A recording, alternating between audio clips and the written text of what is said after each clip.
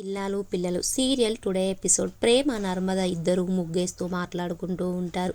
అప్పుడు ప్రేమ అక్క ధీరజ్ని ఎగ్జామ్ వద్దు, ఎస్ఏ ఎగ్జామ్ అనేసి అంటున్నాను, కానీ తను మాత్రం వినడం లేదక్క అనేసి అంటుంది. అప్పుడు నర్మద ధీరజ్కి నీ మీద చాలా ప్రేమ ఉంది, నిన్ను ఎస్ఐ చేసి నీ కళ నెరవేర్చాలని తను అనుకుంటున్నాడు, అందుకోసమే నీ గురించి ఆలోచించి నిన్ను ఎస్ఐ చేద్దాం అనుకుంటున్నాడు, నీకు ధీరజ్ ప్రేమ కనిపించడం లేదా ప్రేమ అనేసి అంటుంది. అప్పుడు ప్రేమ లేదు, ఏం లేదక్క, నాకు నిద్రలో కూడా అమూల్య విషయమే గుర్తొచ్చి ఉలిక్కి పడుతున్నానక్క అనేసి చెప్తుంది. అప్పుడే అమూల్య వచ్చి వాళ్ళిద్దరిని చూస్తూ ఉంటుంది.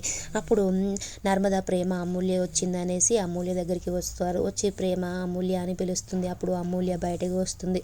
వచ్చిన తర్వాత అమూల్యని ప్రేమ ఎందుకు అలా దొంగచాటుగా చూస్తున్నావు, ధైర్యంగా బయటికి వచ్చి చూడొచ్చు కదా అనేసి అంటుంది. అప్పుడు అమూల్య ఏం లేదులే వదిన, మామూలుగా అక్కడికి వచ్చి చూస్తుంటే మీరు కనిపించారు అనేసి అంటుంది. అప్పుడు ప్రేమ నర్మద నిన్ను బాగా చూసుకుంటున్నారా ఆ ఇంట్లో వాళ్ళు అనేసి అడుగుతారు. అప్పుడు అమూల్య రేవతి అత్తయ్య అలాగే జానకి అమ్మమ్మ ఇద్దరు బాగా చూసుకుంటున్నారు, విశ్వకు మాత్రం మా నాన్న మీద పగతోటే నన్ను పెళ్లి చేసుకుంటా అనేసి అంటున్నాడు అనేసి అంటుంది. అలాగే అమూల్య అమ్మ నాన్న అలాగే అన్నయ్యలు వదినలు మీరందరూ గుర్తొచ్చి నాకు బాధగా అనిపిస్తుంది అనేసి బాధపడుతుంది.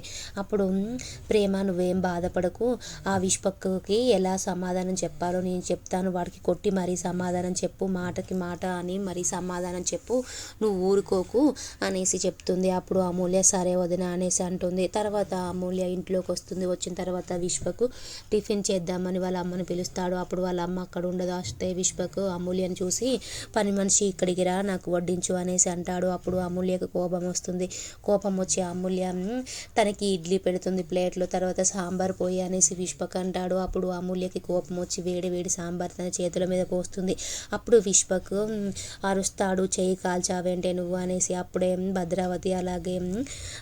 భద్రావతి రేవతి అలాగే సేనాపతి అందరూ వస్తారు. వచ్చిన తర్వాత నేనెందుకు పోస్తాను నీ చేయి మీద, నువ్వే పోసుకున్నావు, సాంబార్ పోసుకోవడం కూడా రాదా విశ్వ అనేసి అమూల్య అంటూ ఉంటుంది. అమూల్య బాగా కాలిందా అనేసి నటిస్తూ ఉంటుంది. అప్పుడే సేనాపతి వాళ్ళు అలాగే భద్రావతి వాళ్ళు అందరూ వచ్చి చూస్తూ ఉంటారు. అప్పుడు భద్రావతి మా మేనల్లుడి మీద సాంబార్ పోస్తావని నీకు ఎంత ధైర్యమే అనేసి అంటుంది. అప్పుడు పెద్దమ్మ నేనేం పోయలేదు పెద్దమ్మ, ఆయననే సాంబార్ వడ్డించుకున్నాడు, చేయి మీద పోసుకున్నాడు పెద్దమ్మ, నా భర్తకి నేను అలా ఎందుకు చేస్తాను, ప్రేమించి పెళ్లి చేసుకున్నాం కదా పెద్దమ్మ మేమిద్దరం అనేసి అంటుంది. అప్పుడు జానకి అమ్మమ్మ గారు ఒరే ఏం మాట్లాడుతున్నావురా, నువ్వే పోసుకున్నావేమో నా మనవరాల మీద చెప్తున్నావెందుకురా, గుడికి వెళ్దాం మనం మీరిద్దరు రెడీగా అండ్రా అనేసి అంటుంది. అప్పుడు విశ్వకు గుడికి ఎందుకు అమ్మమ్మ అనేసి అంటాడు. అప్పుడు మీ ఇద్దరికి కొత్తగా పెళ్ళైంది కదా, తీసుకెళ్ళాలి గుడికి, అది మన సంప్రదాయం అనేసి అంటుంది. అప్పుడు సరే అనేసి అంటారు.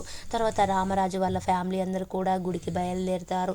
తర్వాత నర్మద వాళ్ళ నాన్న కూడా వాళ్ళ అల్లుడికి గవర్నమెంట్ జాబ్ వచ్చిందనేసి గుడికి వచ్చి వాళ్ళ పేరు మీద అర్చన చేయించి వాళ్ళిద్దరు నర్మదను సాగర్ వాళ్ళిద్దరు కాపురం బాగుండాలి, నాకు అల్లుడికి జాబ్ వచ్చిందన్న సంతోషంలో తను కూడా గుడికి వస్తాడు.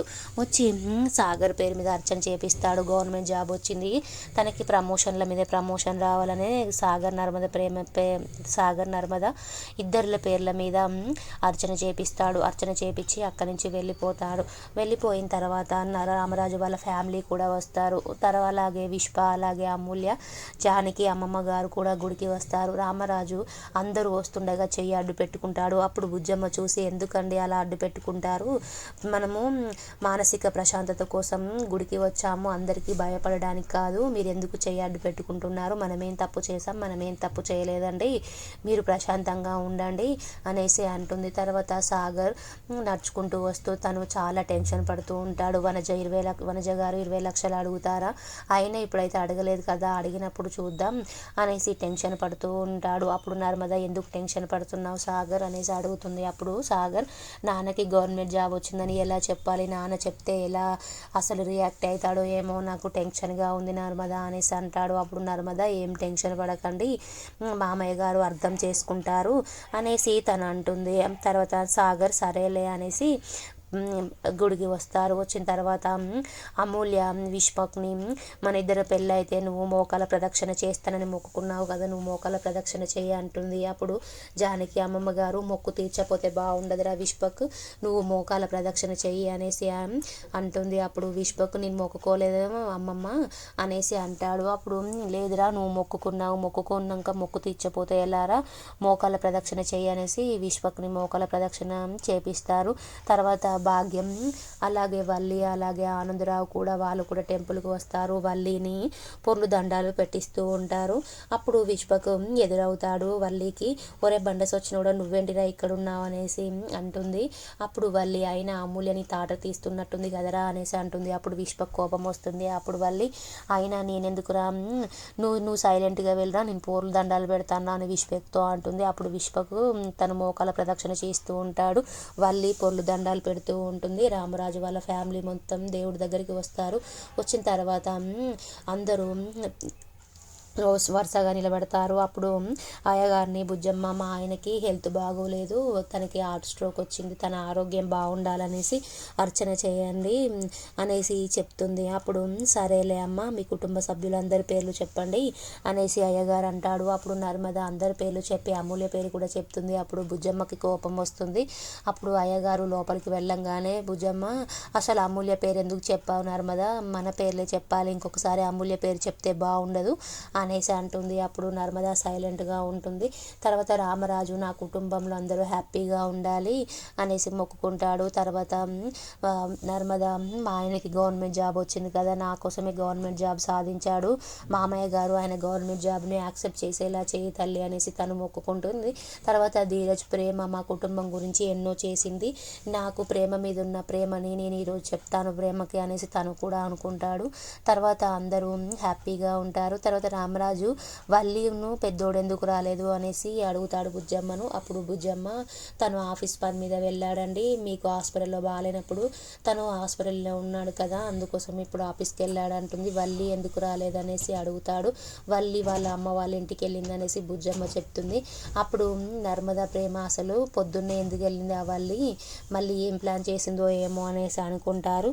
తర్వాత నర్మద ఏం ప్లాన్ చేసిందో ఏమో ఆ బల్లి అని కూడా అనుకుంటుంది. తర్వాత ధీరజ్ అలాగే ప్రేమ ఇద్దరు ఒక దగ్గర కూర్చొని కొబ్బరికాయ కొట్టుకుంటూ ఉంటారు. అప్పుడు నర్మద అలాగే సాగర్ వాళ్ళిద్దరూ మామయ్య గారికి ఎలా చెప్పాలి గవర్నమెంట్ జాబు అనేసి వాళ్ళిద్దరు కూడా ఆలోచిస్తూ ఉంటారు. అప్పుడు ప్రేమ కొబ్బరికాయ కొడుతుంటే ధీరజ్గా కొబ్బరికాయ కూడా కొట్టనికి రాదారా అనేసి ప్రేమ అంటుంది. అప్పుడు ధీరజ్ అయితే నువ్వు కొట్టే అనేసి అంటాడు. అప్పుడు ప్రేమ కొబ్బరికాయ కొడితే ప్రేమకి చేయికి దెబ్బ తగులుతుంది. అప్పుడు ధీరజ్